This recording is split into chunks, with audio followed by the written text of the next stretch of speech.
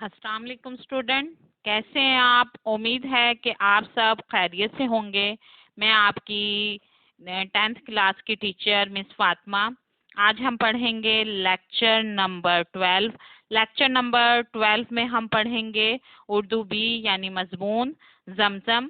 زمزم کے بارے میں آپ جان چکے ہیں کہ زمزم کے بارے میں کہ زمزم کیا تھا، کہ آج سے ہزاروں سال پہلے کی بات ہے کہ جہاں آج مکہ مکرمہ کا متبرک شہر آباد ہے، یعنی بہت پاک شہر آج آباد ہے، وہاں ریت اور سڑی ہوئی پہاڑیوں کے سوا کچھ نہیں تھا۔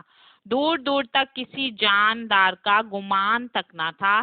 اسی زمانے میں حضرت ابراہیم علیہ السلام اپنی بیوی ہاجرہ اور اپنے ننھے چند روزہ بچے کو لے کر یہاں آئے اور انہیں اللہ کے حکم کے مطابق یہاں چھوڑ کر چلے گئے۔ یعنی جو آج جہاں پر اب مکہ مکرمہ واقع ہے، وہاں پر وہ اب پاک شہر کے طور پر نام پر جانا جاتا ہے۔ وہاں صرف ریت ہی ریت تھی اور پہاڑیاں ہی پہاڑیاں موجود تھی۔ وہاں پر کوئی بھی نہ انسان تھا نہ کوئی جانور تھا۔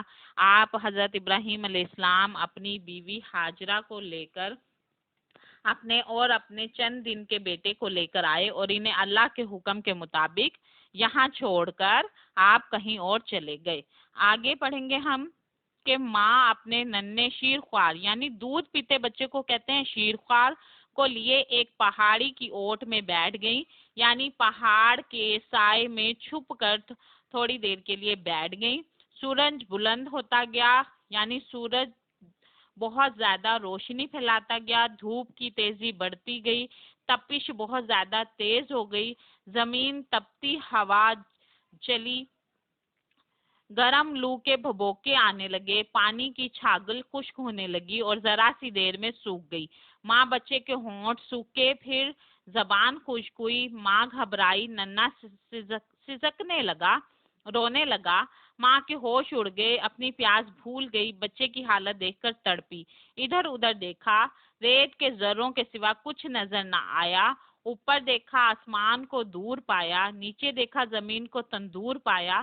پانی پانی ایک گھونٹ ایک قطرہ میرے لیے نہیں، میرے بچے کے لیے، شیر خوار اسماعیل کے لیے، ابراہیم کے خدا، اس جنگل میں، اس بیابان میں، اس ریگستان میں آگ کو گلستان بنانے والے، اس آگ کے دریا میں پانی کا چشمہ بہا، میرے ننھے کو ایک پانی کا قطرہ عطا فرما۔ اللہ میاں مجھے اپنی جان کی پرواہ نہیں، اس ننھے جان پر کرم فرما۔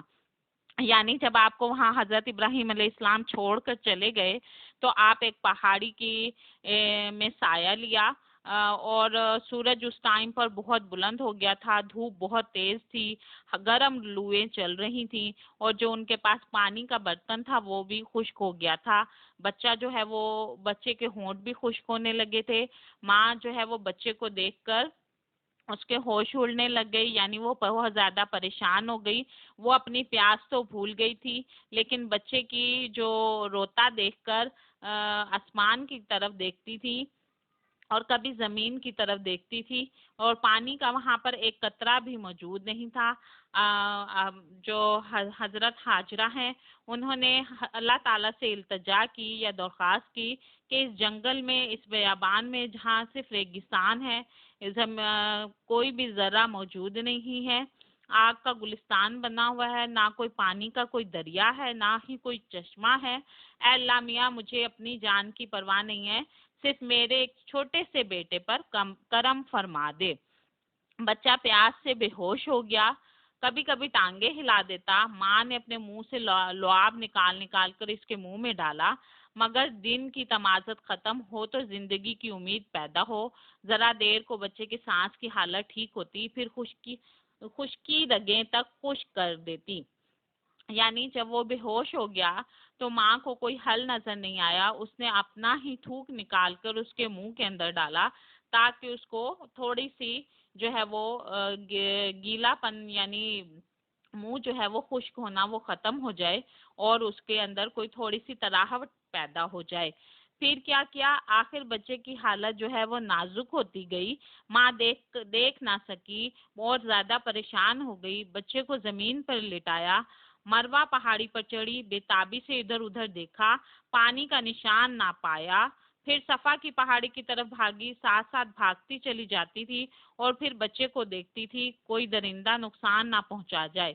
اب ماں کی بےتابی کی حد نہ تھی، وہ بےتاب تھی، ہر طرف مایوسی کے سائے پھیلے ہوئے تھے، کبھی بچے کو دیکھتی تھی، کبھی آسمان کی طرف، یعنی وہ اتنی بچے کی حالت خراب ہو گئی تھی کہ بچہ جو ہے وہ زمین جو ہے وہ بہت زیادہ نازک حالت ہو گئی تھی، وہ جو ہے وہ بے ہوش ہو جاتا تھا، اور آپ پانی کے لیے کبھی ایک پہاڑی کی طرف جاتی اور کبھی دوسری پہاڑی کی طرف جاتی، لیکن آپ اپنے بچے کو بھی آ کر دیکھتی تھی کہ کبھی کوئی جانور اس کو نقصان نہ پہنچا جائے، اور کبھی آپ آسمان کی طرف دیکھتی تھی اور کبھی ناکام واپس آ جاتی تھی۔ اس طرح پہاڑیوں پر دوڑتی رہی، 6 پھیرے آپ نے مکمل کیے۔ جب آپ کا 7واں پھیرا شروع ہوا تو اللہ سے دعا کرتی ہوئی دوڑتی آئیں کہ دیکھا کہ بچے نے بےتابی سے زمین پر ایڑیاں رگڑنا شروع کر دی ہیں، وہاں سے پانی کا ایک چشمہ پھوٹ پڑا۔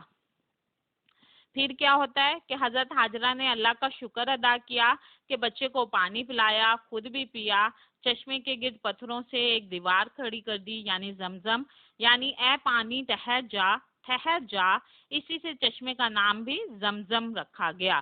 آج دنیا بھر کے مسلمانوں کے لیے شفا کا پیغام لایا ہے۔ عرب کے جو لوگ ہیں وہ پانی کی تلاش میں ریگستان کے ذرے ذرے کا منہ دیکھتے ہیں۔ ایک بدو نے پانی پایا تو حضرت حاجرہ سے پانی پینے اور اپنے اونٹ کو پلانے کی اجازت مانگی، آپ نے بڑی خوشی سے دے دی۔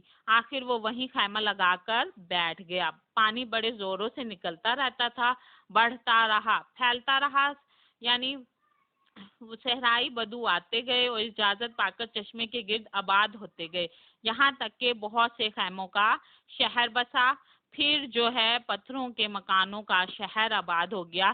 اس طرح وہاں پر لوگ آ کر بسنے لگے اور شہر آباد ہو گیا۔ اسٹوڈنٹ، یہ تھا ہمارا آج کا لیکچر، آپ نے اچھے سے ریوائز کرنا ہے اور اس کا کوئی سالو کرنا ہے۔ اسٹوڈنٹ، اگر آپ کو ہماری اس میں سے کوئی بات سمجھ میں نہیں آئی تو آپ ضرور پوچھ سکتے ہیں، آپ کو اس کا جواب فوری دیا جائے گا۔ ہاں، اگلے لیکچر میں ہم پڑھیں گے مصیبت بھی راحت فضا ہو گئی کے سوالوں کے جوابات اور اشعار، آپ نے اس کی ریڈنگ کرنی ہے تاکہ ہم اس کے بارے میں ڈسکس کر سکیں۔ تھینک یو، اللہ حافظ۔